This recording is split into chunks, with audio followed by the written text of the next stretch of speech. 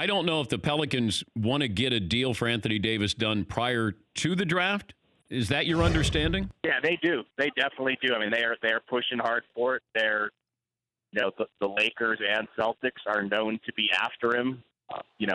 If there's other teams that want to be daring and want to they want to use the Oklahoma City blueprint, and like the Thunder traded for Paul George, or of more relevance using the Toronto blueprint and gambling on Kawhi Leonard, those teams have the opportunity. But right now it's the Lakers and the Celtics that are the focus, and the Pelicans definitely would love to get a deal done before the draft. Now, will that happen?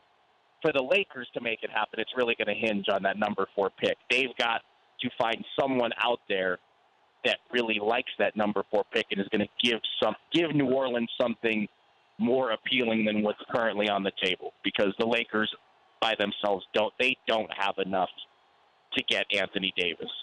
The problem is most draft experts would tell you this is, depending on the eye of the beholder, it's a 2-player draft or a 3-player draft in terms of franchise players, and of course the Lakers have the 4th pick. So how much they can actually fetch for number 4, that remains to be seen. Who's in a more envious position right now, the Pelicans or the Lakers in this situation? I like the Pelicans' position. I think they're going to come out of this with a really good team. David Griffin, he's going to trade him eventually, and he's going to get a lot for Anthony Davis. They've still got Drew Holiday, who's one of the most underrated players in this league, one of the most coveted players in this league, one of the best two-way guards in this league.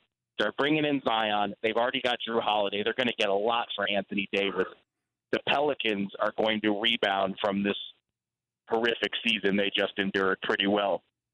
The Lakers, they need to get Anthony Davis because they're not in the free agent game right now for anybody significant. Now, I think their hope is that they pull off the Davis trade, and now, hey, free agents say, wait a minute, LeBron, Anthony Davis, maybe I need to give Lakerland another look. But getting Davis is the first domino for the Lakers, the must domino. He's Marc Stein, New York Times NBA writer, joining us Dan Patrick Show. But I was also looking at this. If I'm the Lakers, and I have a little bit of leverage because I know that Anthony Davis's agent, Rich Paul's already told the Celtics, hey, he's not going to sign a long-term deal with you. Whether that's true or not, but he's already sending the message, look, he's going to eventually get here. We don't have to give up as much as we need to because it feels like Kyle Kuzma is going to be kept in the cupboard here, and they're not going to let him out. I just don't know if you get that. If I'm New Orleans, there's no way I'd take Lonzo Ball, the 4th pick, and Brandon Ingram for Anthony Davis here. Kuzma's got to be involved. They'll wait. I mean, look, realistically, they have until February. I mean, that's not their preference. They've lived under this Anthony Davis trade cloud since January, and really before that. Mm-hmm. Before Anthony Davis made the trade request, pests like me were asking them about Anthony Davis' future every day. So they've been living with this for nearly a year already. They really don't want to go all the way to February, but they do have that option. And look, there are a lot of people around the league who think that, again, these are opinions, predictions, observations. This is not reported knowledge. I want to underline that, but just a hypothetical. What if a team like Denver just said, you know what, we want to get in the game and gamble. We have a good team. We got a lot of assets.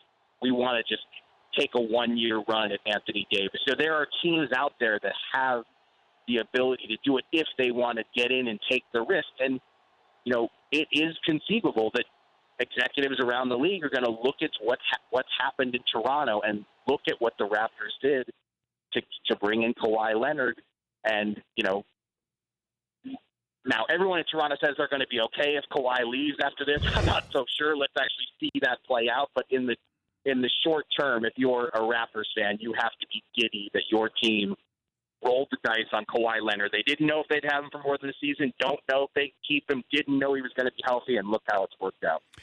For more Dan Patrick Show, tune into Audience Channel 239 on DirecTV. Stream for free on BR Live or download the Dan Patrick Show app.